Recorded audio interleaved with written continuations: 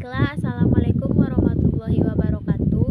Perkenalkan, nama saya Yesi Devitasari dari Prodi D3 Akuntansi kelas 2C dengan nomor BP 2101072034. Baiklah, saya akan membuat materi akuntansi perbankan, yaitu mengenai operasional dan akuntansi clearing, RTGS, BI-Fast, dan transfer. Nah, yang pertama, layanan yang paling banyak digunakan untuk transfer uang antar bank biasanya adalah mobile banking, internet banking, maupun metode online lainnya. Namun, sebenarnya saat melakukan transfer uang antar bank, ada 3 layanan yang ada dalam proses pengiriman uang tersebut, yakni clearing, RTGS, dan transfer online. Berikut adalah perbedaannya. Yang pertama yaitu perbedaan dari segi biaya, dan yang kedua perbedaan nominal transaksi. Yang pertama, clearing.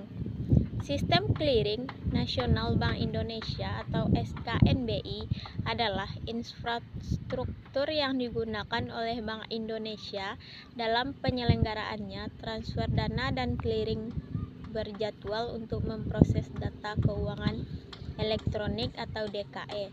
Pada layanan transfer dana, layanan clearing warkat debit, layanan pembayaran reguler, dan layanan penagihan reguler. Clearing ini bisa ditemukan di mobile banking. Mengirimkan uang menggunakan clearing harus menunggu beberapa jam untuk pemrosesannya. Jadi tidak bisa langsung masuk ke rekening penerima. Saat ini pemrosesan clearing di Bank Indonesia atau BI memiliki 5 waktu atau 2 jam sekali pada jam kerja. Transfer menggunakan clearing memang lebih murah dibandingkan dengan transfer antar bank online lainnya. Selanjutnya yaitu jenis-jenis clearing.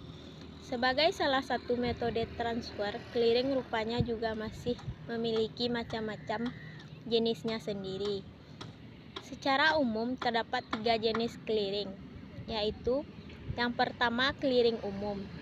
Jenis ini umumnya dipakai dalam perhitungan warkat perbankan.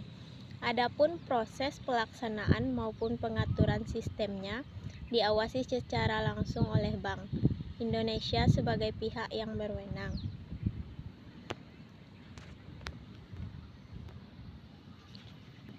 Selanjutnya, yang kedua yaitu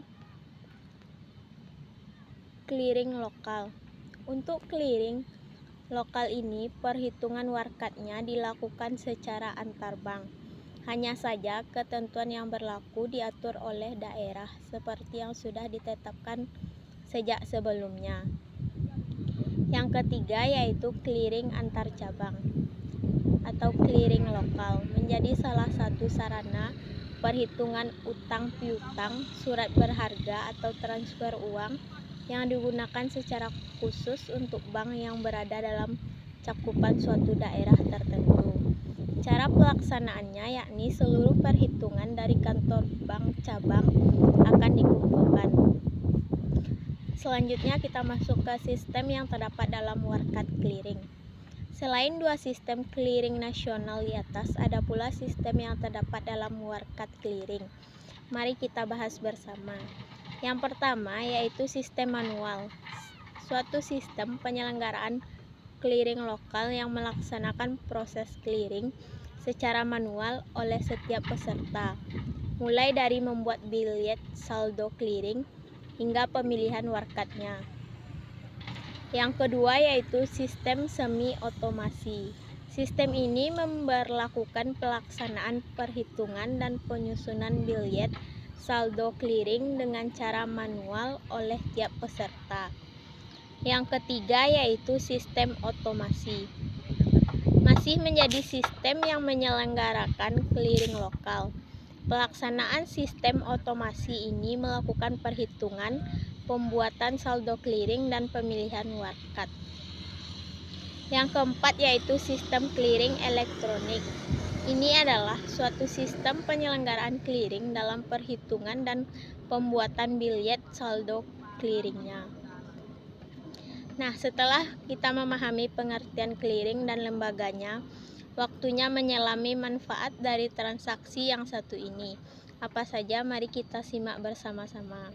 Yang pertama yaitu untuk transfer dana oleh sistem layanan jadi lebih mudah sesuai dengan keperluan masyarakat.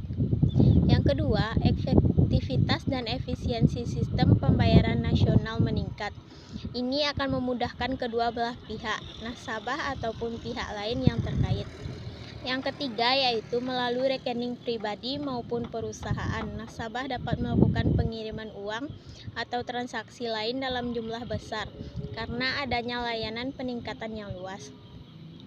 Yang kedua yaitu RTGS. RTGS adalah singkatan dari Real Time Gross Settlement, yaitu layanan ini biasanya digunakan untuk transaksi atau pengiriman uang dalam jumlah besar. Transaksi uang di RTGS paling sedikit adalah 100 juta. RTGS ini biasanya digunakan oleh antar bank. Jadi misalnya BCA mengirimkan uang ke BNI menggunakan RTGS dan dikenakan biaya 35.000 setiap transaksinya. Selanjutnya yaitu transfer online. Transfer online merupakan metode yang paling sering digunakan oleh masyarakat. Misalnya transfer dari BRI ke Mandiri. Ini sudah menggunakan switching yang menghubungkan kedua bank. Switching yang digunakan beragam mulai dari ATM bersama, Prima hingga Alto. Transfer online biasanya dikenakan biaya 6.000 sampai 7,5. Tapi transfer menggunakan metode ini bisa langsung sampai ke rekening penerima karena perusahaan switching memfasilitasi transaksi selama 24 jam. Nah, yang selanjutnya yaitu BIFES. BIFES adalah sistem pembayaran retail nasional milik BI yang dapat memfasilitasi pembayaran secara real time, aman, efisien, yang tersedia 24 jam. Harga dari BI ke peserta sebesar Rp19 per transaksi. Harga dari peserta ke nasabah ditetapkan maksimal sebesar Rp2.500 per transaksi. Besaran biaya transaksi tersebut akan diturunkan secara bertahap berdasarkan evaluasi secara berkala. Sementara batas maksimal nominal transaksi BIFES pada tahap awal ditetapkan sebesar 250 juta per transaksi. Berasal dari laman resmi Bank Indonesia, kebijakan BIFES ini merupakan national driven.